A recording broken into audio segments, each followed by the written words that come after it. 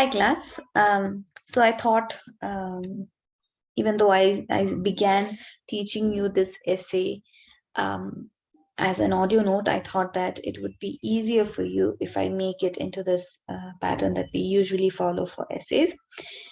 So this is a continuation of the essay Modernist Drama, Origins and Patterns, written jointly by John Fletcher and James McFarlane. Even though we have already discussed the first part of the essay, I will just show you the main points that we discussed and just read through them, and so that it will be easy for you to recall what we have discussed so far. So part one of the essays, it dealt with a few points that I've mentioned here. There were many more points, as you must have already written down from the audio note that I sent you. But this is a very, very brief summary of it. The first thing was he talked about how the origins of modern drama can be found in writers like Beck, Ibsen, and Tonin, and the movement of naturalism that came about in the 80s and the 90s. And he talked about the two coordinates which help us to pinpoint the moment of the origin of modern drama, and those coordinates are substantive and thematic, as well as formal and linguistics.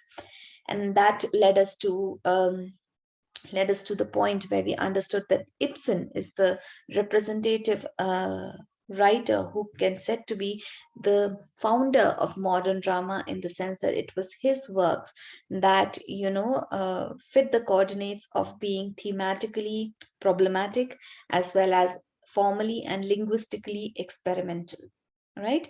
And his abandonment of the verse form after writing Peer Gynt is seen to be the major turning point of modern drama as such. And he talked about how the extension of poetry into new territories, that yeah, and how new ways of expressing dialogues and experimenting with prose in dramatic forms became a characteristic feature of modern drama through the works of Ibsen himself, and how Ibsen's unique worldview of being a foreigner, of being objective towards the various events that he witnessed in his lifetime, of being a self imposed exile, influenced his way of writing and gave him an objectivity through which he was able to describe modern problems in a much more comprehensive manner. And how, even though for a long time Ibsen's work and his works were largely reduced to the Scandinavian area, there was almost like how a storm brews. Ibsen also burst into the European scene, and it became more than a literary event. It became a cultural event, a phenomena where in the years to follow, everything that is celebrated in a part of Europe became something that was celebrated throughout Europe equally. And how Ibsen's works within 2 years were translated and performed on various stages in various countries. So that is what part one was generally about. Moving on to the second part of the essay.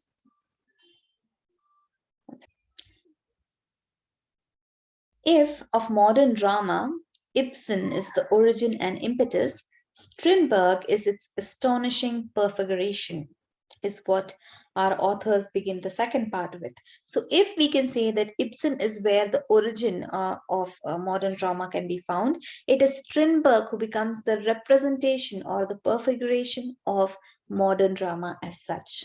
Okay, so where Ibsen made penetration, or he broke through in, okay, he broke through the wall that was there, and he brought about modernism and drama. But it was actually Strindberg who took upon himself to know you, through a visionary enactment, he was able to anticipate the indeterminate future of modernist drama. That means, even though Ibsen was the one who first created the ripple of modernist drama, it was only through Strindberg, his life and his works and his visionary enactment of everything that defined the modern world, that modern drama was became much more concrete. Until then, it had an indeterminate future. We didn't know Ibsen was practicing it, but will others follow? It was not sure. But it was only with Strindberg that this became quite evident.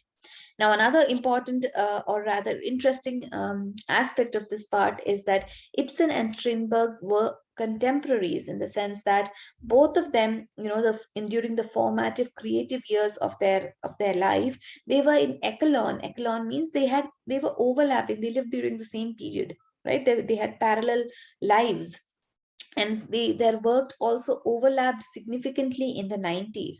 All right. So then the authors go on to describe how for Ibsen, the years from 1877 marked a line of thrust that ran from naturalistic breakthrough from the pillars of society, that is his work, to the symbolism of when we dead awaken. Okay. Then similarly, Strindberg also during that time parallelly, was working on his naturalistic pace, like The Father and Miss Julie. Okay. So although Strindberg was essentially a solitary spirit, that means, unlike Ibsen, who had traveled widely and who had an objective view of everything, Strindberg was largely subjective, and he was essentially solitary. Okay. But his life and his work, okay, against all expectations, that means he's a solitary person, he is quite subjective, and yet all his works and his lives, okay, they seem to constitute an essence, a reduction, a concentrate of an age that transcends even his own lifetime. So that means his works transcends the period that he lived in, or it is something that, you can't expect that someone like Strindberg's mentality or attitude might have had the power to write in the way that he did. So his works have become a definition of the age in which he lived himself. Okay. And even though it defines that particular age, it transcends even his own lifetime. That means, whatever he wrote is not only of that time, but of the present times as well. And that is, I think, something, a power that not many authors have. His life itself was quite a sensational matter. That means he had three unsuccessful marriages. Obviously they might have been scandalous. He had a total nervous breakdown in his 40s. His hates against certain people, certain things, certain events was very, very evident. And he had extreme subjectivity in his art. That means his art was not objective like that of Ibsen's. Okay. And yet he possessed an extraordinary delicacy of mind and sensitivity of spirit that made him a unique sensor of the shifts and movements that were pending in the sensibilities of the age. I have already talked to you about how the modern period was one of transition. It was a transcendent one, right? So as a person who was himself going through a lot in his personal life, he somehow had a kind of mind and a sensitivity of spirit that allowed him to, censor the kind of events that were happening around him, that allowed him to understand them in the correct sense of the term. Okay. So the movements that defined that particular age became something that Strindberg could himself find parallels to in his own personal life, and hence he emerges as a private, intimate, prophetic embodiment of a malaise that is wholly and recognizably modern. So he himself in his life, he went through so much, and his entire personality as such, okay, which is obviously reflective on his works also, that make him as a prophetic embodiment. Who is a prophet? Someone who stands for an ideal, right? So he becomes a prophet of modern, of a malaise. Okay, that is malaise. It's not in a good sense of the term. That means modern was a destruction of the old order. Modern was also a destruction of everything that was held dear, right? There was evil that was creeping into the world, and that evil, that malaise, can be represented by Strindberg, his life and his work. All right. um 1 second. His universality, or the genius of his universality, was such that, he can even be compared with Leonardo and Goethe. Okay. And the kind of works that the kind of works that he wrote, they range intellectually and emotionally over a broad spectrum of human emotions and human actions, right? And his personal inferno is what it's called. Inferno means hell. He was going through personal hell, but that personal inferno, that constantly disturbed him, almost led him to I'm sorry, I lost where I was reading. One second. Yes. The personal inferno, or the crisis that he was going through, became definitive of how so many neurotic issues plagued the modern 20th century mind, right? Conscious, like the student in his work called Post Sonata, he knew that he had been born into a bankrupt world. That means there is no hope anymore, right? And the dimensions of hell that came from his own understanding of his own history or his own mental anguish, he became a representative of everything that is modern, right?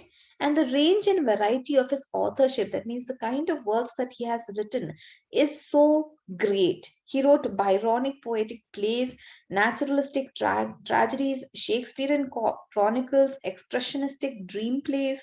He has done all of them, right? And in addition to all of that, he was a novelist, essayist, critic, historian, and letter writer. Now imagine the kind of range that he had, right? And though he was hostile to Ibsen, and it was quite well known, his hostility towards Ibsen was well known, uh, his pattern of dramaturgy is something that seemed like a mimicry of Ibsen himself. Okay, so of the Norwegian means of Ibsen himself. So it seemed like he was mimicking, or he was imitating Ibsen himself, even though he was personally hostile towards Ibsen. Okay. Um, there is also a mention of how he wrote four historical dramas, and these historical dramas became a very important genre, in the sense that they were a way for him to express his new and mystic conception of the nature of God and man. That means the relationship between God and man, as it has never been expressed before, was brought about in Strindberg's works. Okay, and he used the modem of historical drama to express this, right? And in all of his works, there's an existential realism which is often compared to Sartre's, Jean-Paul Sartre's, workings of mind and his own expressions.